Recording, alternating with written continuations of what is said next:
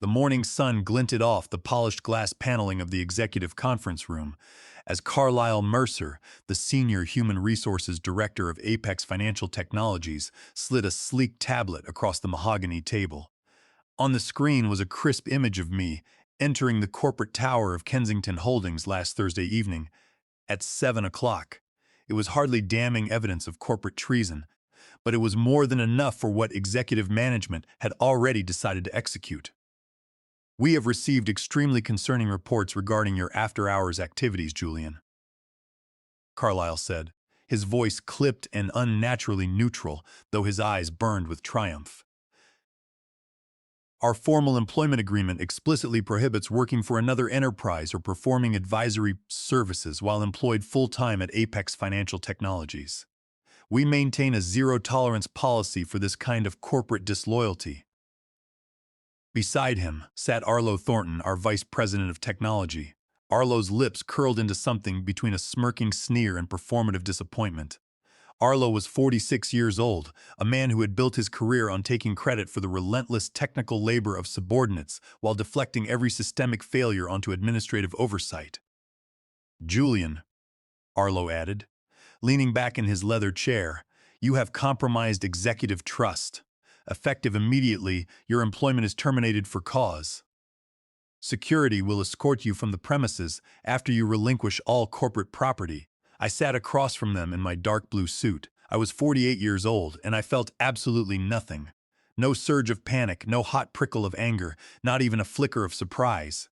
Instead, a profound lightness settled over my chest, as if a crushing weight that had pressed down on my shoulders for 3 relentless years had suddenly dissolved into thin air. You are terminated, effective immediately, Carlyle repeated, sliding an official termination letter toward me along with a release agreement. Sign the acknowledgement. I did not argue. I did not plead. I did not attempt to explain the nature of my meetings or highlight my 3 years of unblemished service. I simply picked up my pen, signed the document with a calm hand, and pushed it back across the smooth wood. You are completely right, Carlyle, I said, maintaining a polite and even tone.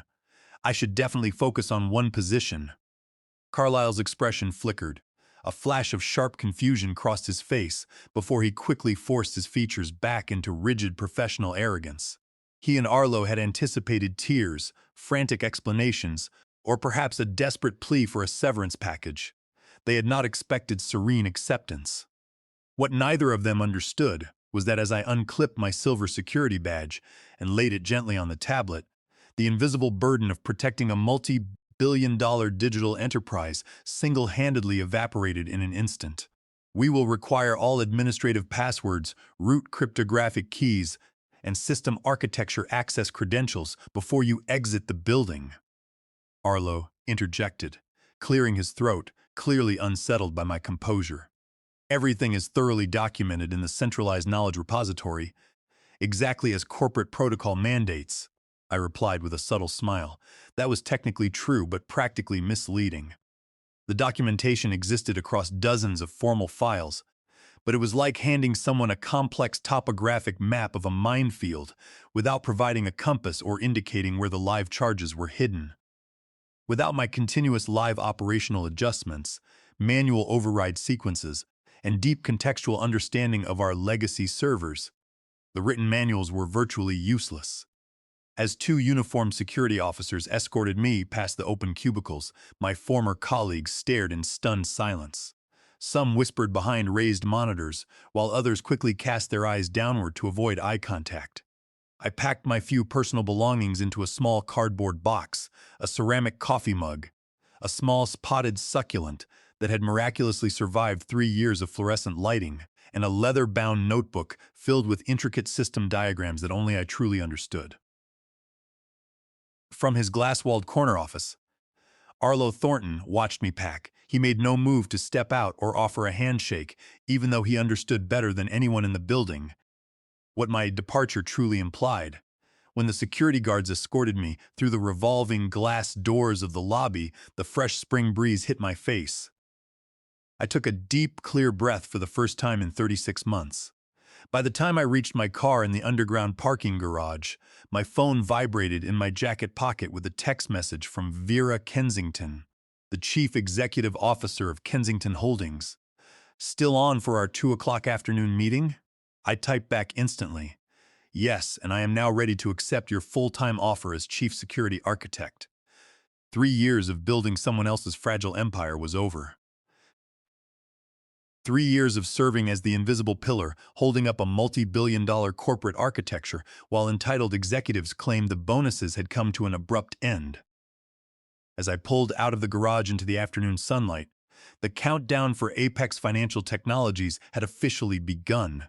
To understand how a 48-year-old network security architect ended up in an HR interrogation room, one must understand the silent collapse of technical infrastructure in modern corporate governance. 3 years ago, I was recruited from a prestigious cybersecurity firm by Arlo Thornton himself. During my initial interview, Arlo painted a grand picture of executive vision and technological leadership. "We are establishing a world-class cybersecurity division, Julian," Arlo had promised, his eyes shining with compelling enthusiasm. "You will lead a specialized team of 5 senior architects dedicated to securing our proprietary transaction processing network." I signed the employment agreement immediately. The base salary was modest for the financial technology sector, but the opportunity to build a resilient, enterprise-grade security framework was irresistible. Reality, however, arrived before my 90-day performance review. By month 3 of my tenure, Apex initiated a corporate restructuring. 2 senior security positions on my team were eliminated to meet quarterly margin targets. By month 6, another senior architect resigned after being denied a market-rate salary adjustment. His replacement position was posted, frozen, and eventually deleted during an unexpected budget audit. By the end of my first year, the specialized security division had shrunk from 5 architects down to precisely 1 person, me. "This is a strictly temporary situation, Julian," Arlo had reassured me during our quarterly one-on-one meeting, clapping my shoulder with practiced warmth. "We will staff up the division next quarter once the corporate merger clears regulatory review." Next quarter seamlessly morphed into next year.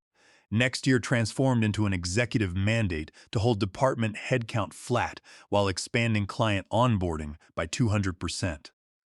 Meanwhile, the underlying technological landscape grew exponentially more hazardous. Apex tripled its institutional client base, processing over $40 billion in daily transaction volume across legacy servers that were held together by complex custom scripts I had written under extreme pressure. To protect the enterprise, I worked 80-hour work weeks. I sacrificed weekends, canceled family vacations, and monitored automated system alerts at 3 o'clock in the morning. When I submitted formal risk assessments highlighting critical vulnerabilities in our core authentication layer, Arlo acknowledged the emails with polite praises, but quietly removed the action items from executive board agendas. When I requested additional engineering headcount, I was instructed to prioritize more efficiently. When I asked for compensation reflecting my expanded responsibilities, I received non-monetary recognition certificates instead of equity. "You are our absolute rock star, Julian," Arlo would say with a genial grin during company town halls. "Nobody understands the inner workings of our network security like you do." That was precisely the catastrophe. Nobody else understood the system because executive management actively refused to allocate resources for knowledge transfer or team redundancy. Whenever I offered to conduct internal training workshops or mentor junior IT staff, my proposals were met with enthusiastic nods from HR and zero actual budget allocations. The turning point occurred last winter. A sophisticated state-sponsored threat actor targeted our core transactional gateway, attempting to penetrate the client database containing millions of sensitive financial records. For 72 continuous hours, I remained trapped in my cubicle, surviving on cold coffee and sheer willpower. I analyzed the incoming attack vectors in real time, identified the zero-day exploit, and manually constructed a multi-layered cryptographic defense shield that repelled the intrusion completely. Not a single record was compromised. When the crisis subsided, the chief executive officer received a seven-figure annual performance bonus, citing Apex's robust security posture in a press release. Arlo Thornton was promoted to vice president of technology. My reward for saving the corporation from reputational and financial ruin was a $500 online retail gift card and a two-paragraph feature in the internal monthly newsletter. It was during that week that I recognized my true status within the corporate hierarchy. I was not an esteemed leader or an invaluable asset. I was an invisible utility, like electricity or running water. No executive noticed my labor until a failure occurred. I made one final attempt to address the crisis through proper corporate channels. I scheduled an urgent meeting with Arlo Thornton and the senior executive committee, presenting 40 pages of empirical metrics, server load statistics, and risk modeling. Our current security operational structure is completely unsustainable, I stated clearly, projecting a slide showing our single point of failure metrics. We require a minimum of 4 dedicated security specialists immediately. If I were involved in a serious accident tomorrow, this corporation would experience severe operational friction within 48 hours and catastrophic infrastructure breakdown within 72 hours. The chief financial officer frowned, adjusting his silk tie. It sounds to me like we have a documentation deficit, Julian, not a headcount deficit. Hiring 4 senior engineers adds nearly $700,000 in annual overhead. That is simply unacceptable. I have submitted comprehensive documentation requests for 18 consecutive months, I replied firmly. They have been deprioritized by management every quarter in favor of feature deployments. The meeting ended with vague promises, empty platitudes, and zero action. I left the executive boardroom knowing that logic and professional ethics would never overcome corporate greed. My health was declining, my sleep was fractured, and my personal life had withered under the strain of constant emergency alerts. 2 months later, I attended a global cybersecurity summit in Boston. Travel budgets had been frozen, but I secured a speaking slot on adaptive threat response architectures, forcing Apex to approve my attendance for public relations value.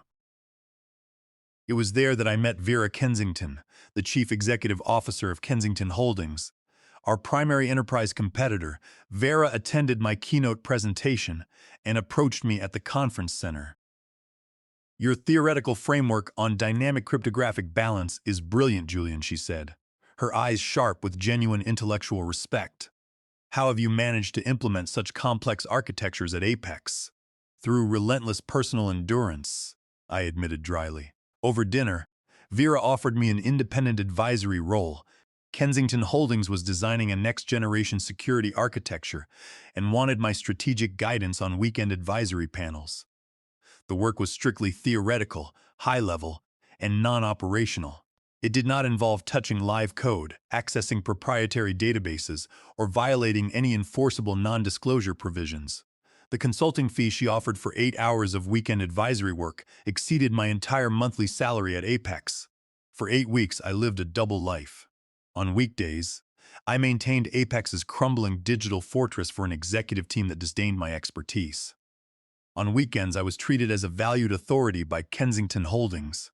Then last Thursday, an overzealous Apex sales manager spotted my car parked near Kensington's corporate office building and reported it to Carlisle Mercer in HR.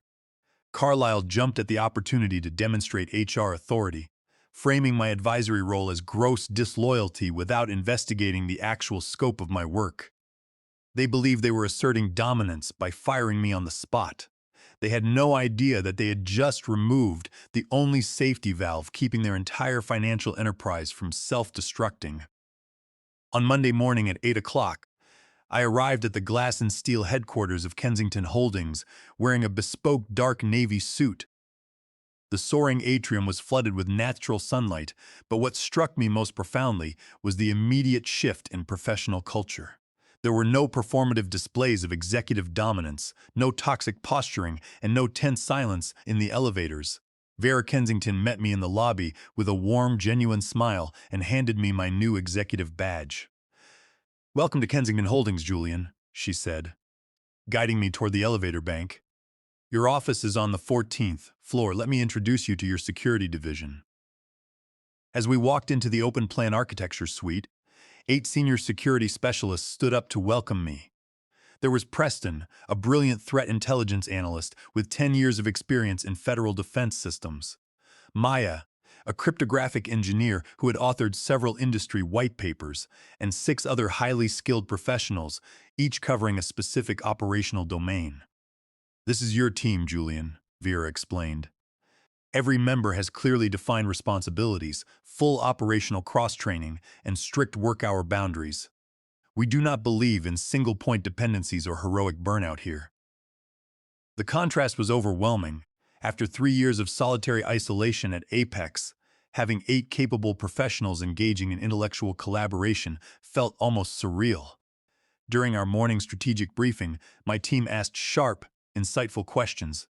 They did not passively accept directives or scramble to patch emergency failures. They evaluated structural resilience, debated architecture enhancements, and built upon my theoretical frameworks. By noon, I realized what true corporate leadership felt like when backed by adequate resources and mutual respect. Meanwhile, 20 miles across the city, at Apex Financial Technologies, the invisible clock was ticking precisely as I had predicted. I did not require internal informants to track their progression. I knew the operational rhythm of Apex's server infrastructure as intimately as my own pulse. Every Monday afternoon at 2 o'clock, Apex's central database executed its weekly automated credential refresh cycle. Under normal operations, this automated script generated thousands of subtle cryptographic balance anomalies across legacy authentication nodes. For 3 years, I had quietly executed a custom manual override script every Monday afternoon at precisely 2:15 to clear the memory buffers, recalibrate the handshake protocols, and prevent transaction bottlenecks. It was a specialized operational nuance born of legacy system friction, an undocumented requirement that I had repeatedly asked Arlo Thornton to let me resolve through a permanent code refactoring, only to be told that infrastructure refactoring had no immediate commercial value. At 2:30 on Monday afternoon, the first warning signs manifested at Apex. Without my manual intervention, the automated credential refresh cycle encountered memory buffer congestion. System latency began to crawl upward across internal workstations. At 4:45 in the afternoon, my personal cell phone vibrated on my desk. The caller identification displayed Arlo Thornton's name. I let the call go directly to voicemail. A minute later, a transcribed message appeared on my screen. "Julian, it is Arlo. Look, we are seeing some minor latency issues on the primary authentication servers this afternoon. It is probably just a minor configuration glitch following the weekend maintenance window. Give me a quick call when you get a chance so we can clear this up. Thanks." Arlo's tone was breezy and condescending, reflecting his persistent belief that server architecture was merely a minor administrative detail that could be resolved with a quick verbal directive. I deleted the voicemail and returned to my strategic planning session with Preston and Maya. By Tuesday morning, the internal friction at Apex had escalated dramatically. As thousands of institutional clients logged into Apex's financial portals to process morning transactions, the uncleared memory buffers on the legacy authentication servers began to choke incoming data packets. Transaction speeds dropped by 40%. Database queries that normally executed in milliseconds began timing out. At 11 o'clock on Tuesday morning, Carlisle Mercer from HR called my cell phone twice in rapid succession. At 2 o'clock in the afternoon, I received a formal email from the Executive Vice President's office marked with high priority. "Dear Mr. Vance, Apex Financial Technologies is currently experiencing unexpected technical friction within its network infrastructure. The executive leadership team has authorized an immediate emergency consulting engagement. We are prepared to offer your standard hourly rate to assist our internal IT team in resolving these temporary issues immediately." I read the email, smiled faintly, and typed a concise one-sentence reply. "Dear management, as advised during my termination meeting on Thursday, I am currently focusing exclusively on one position." By Tuesday evening, the situation inside Apex had reached a state of controlled panic. Unable to diagnose the root cause of the authentication bottlenecks, Apex's junior IT technicians attempted a brute force server restart. a disastrous mistake against which I had written explicit warnings in 3 separate annual risk reports. The improper restart corrupted the secondary transaction logs, causing systemic data synchronization failures across their regional server clusters. As I left my new office at Kensington Holdings on Tuesday night, watching the twilight horizon over the city, I felt no personal malice toward my former employer. What was unfolding at Apex was not sabotage, nor was it active revenge. It was simply the inexorable operation of cause and effect, the mathematical consequence of prioritizing short-term executive bonuses over structural integrity and human dignity. Wednesday morning marked exactly 72 hours since Carlisle Mercer had handed me my termination letter and escorted me from the building.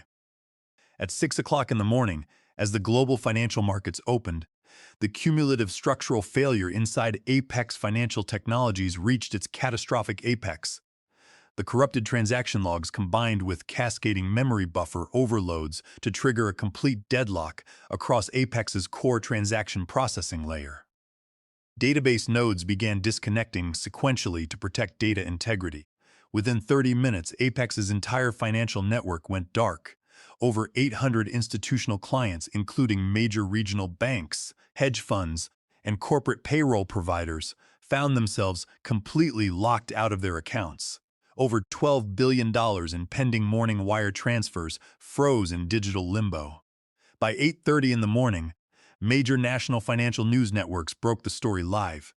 Breaking news: Apex Financial Technologies suffers unprecedented systemic infrastructure collapse. Global transaction portals offline as quarterly processing begins. Company stock plummets 35% in pre-market trading. Inside my spacious corner office at Kensington Holdings, my personal cell phone was vibrating almost continuously.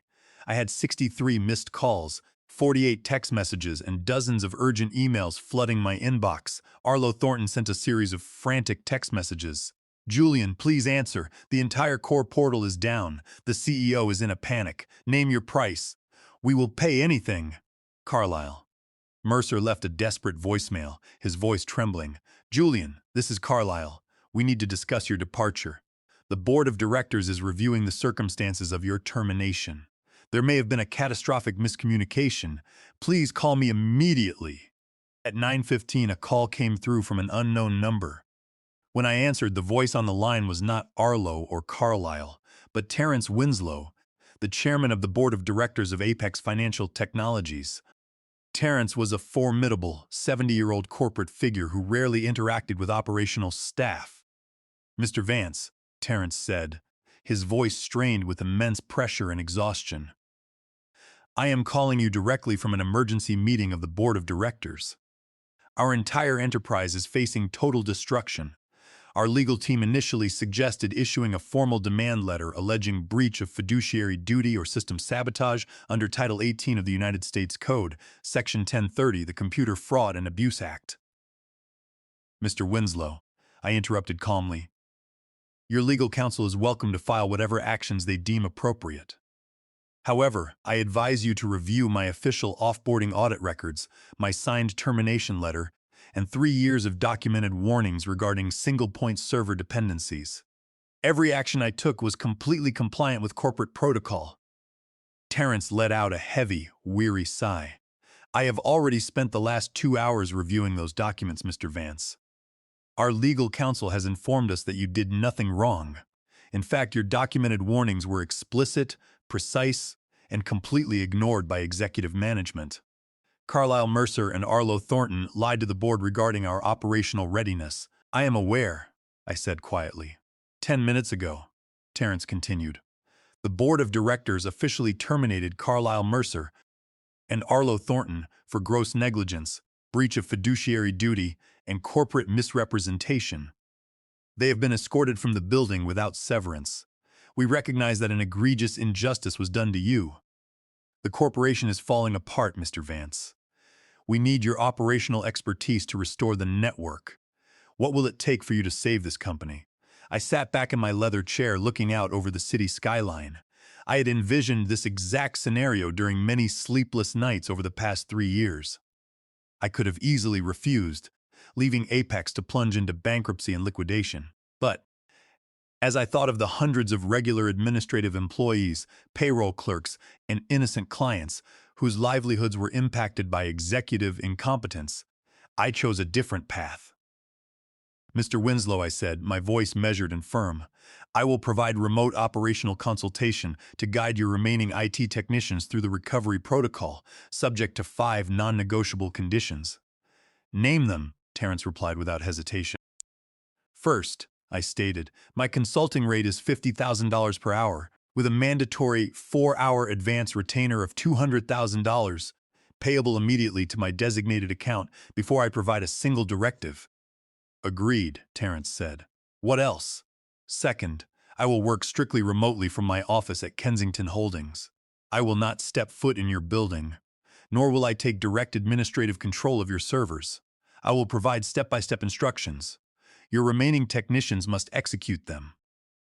Third, Apex Financial Technologies must issue a formal, signed letter of public acknowledgement signed by the board, admitting that I repeatedly submitted written warnings regarding these exact infrastructure vulnerabilities and that those warnings were deprioritized by former executive management. Fourth, under the Worker Adjustment and Retraining Notification Act, Title 29 of the United States Code, Section 2101, Apex must provide full 6-month severance packages and positive professional references to all 4 junior IT staff members who were laid off during the previous 2 years of budget cuts. Fifth, I concluded, Apex must formally commit to fully funding and establishing a 5-person dedicated security division with market rate compensation structures. Silence stretched over the line for several moments as Terrence conferred in hushed tones with the board of directors. We accept every condition without reservation, Mr. Vance, Terrence declared firmly. The funds will be wired within 15 minutes, and our corporate secretary is drafting the binding legal agreement now. Once the wire transfer is confirmed and the signed agreement is delivered, I said, we can begin the recovery process. At precisely 10:30 on Wednesday morning, my bank confirmed the receipt of the $200,000 advance retainer, and a signed legal document bearing the corporate seal of Apex Financial Technologies arrived in my inbox. I immediately opened a secure video conference link with Apex's remaining junior IT engineering team. On the screen were 4 young technicians, their faces pale and exhausted after 36 hours of continuous crisis. They looked at me not with hostility, but with overwhelming relief. All right, gentlemen, I said calmly, sharing my screen. Take a deep breath. The core database is not destroyed. It is locked in a safety loop because the memory buffers on the legacy authentication servers were never cleared during Monday's refresh cycle. We are going to walk through the manual recalibration sequence step by step. For the next 4 hours, I guided them through the complex recovery protocols. I explained not merely which terminal commands to execute, but the underlying architectural logic behind every step, teaching them the operational nuances that Arlo Thornton had refused to let me share for 3 years. By 2 o'clock in the afternoon, the memory buffers were cleared, the corrupted secondary transaction logs were synchronized, and the core authentication portals began coming back online.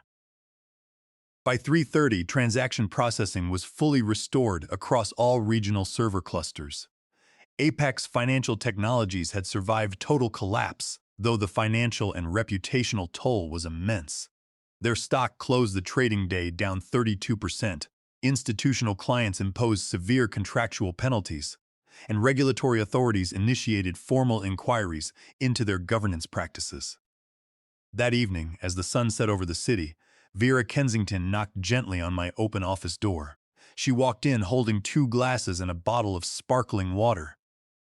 Apex has just published the public acknowledgement letter on their investor relations portal, Vera said, handing me a glass with a smile.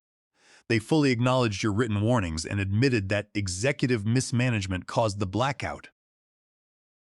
It was never about destroying the company, Vera, I said quietly, taking a sip. It was about accountability. It was about ensuring that technical expertise is recognized and that no professional is treated as disposable infrastructure. Which brings me to our next strategic initiative, Vera replied, leaning against my desk. In light of Apex's very public failure, Dozens of enterprise financial institutions have contacted Kensington Holdings over the past 48 hours, desperately seeking security architecture audits. The board of directors has just approved the creation of our new enterprise security consulting division. She looked at me intently. We want you to serve as division vice president, Julian. You will manage an expanding division of 20 senior security specialists with a full executive budget, equity participation, and complete authority to design resilient security models across the industry. I looked around my spacious office, then at Vera's genuine expression of executive trust. I accept, Vera, with great pleasure. 3 months later, I stood on the main stage at the annual International Cybersecurity Leadership Summit in Boston, the very same conference where I had met Vera an eternity ago. The grand auditorium was packed with over 1,000 corporate executives, chief technology officers, and security professionals. Behind me, massive digital screens displayed my presentation title, Building Resilient Architecture: Why Human Capital and Governance Outweigh Technological Infrastructure. In the third row of the audience sat the newly appointed Chief Security Officer of Apex Financial Technologies, along with several of their remaining IT engineers. They listened attentively as I detailed the operational methodologies we had established at Kensington Holdings. There was no bitterness in their eyes, only profound respect. Apex had implemented my recommended 5-person security team structure, paid out full severance packages to their previously terminated staff under the Warren Act provisions, and overhauled their corporate governance protocols. But their market capitalization remained 30% below its former peak, and 3 of their largest institutional clients had officially transferred their multi-million-dollar accounts to Kensington Holdings. After my presentation concluded to resounding applause, attendees gathered around the stage to exchange business cards and discuss consulting engagements. Among them was Apex's new Chief Security Officer, who waited patiently until the crowd thinned out. "Extraordinary presentation, Vice President Vance," she said warmly, shaking my hand.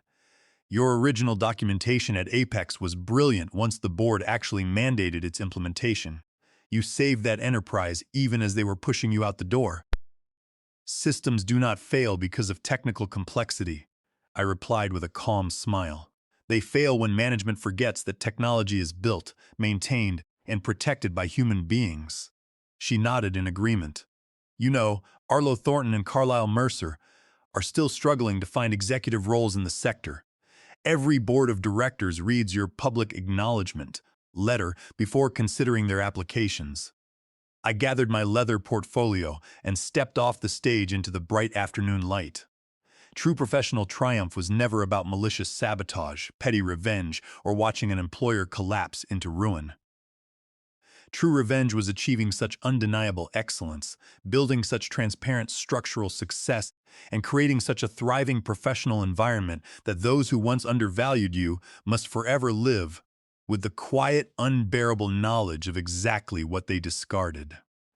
As I walked through the conference hall alongside my team of brilliant engineers, I smiled, knowing that I was finally right where I belonged.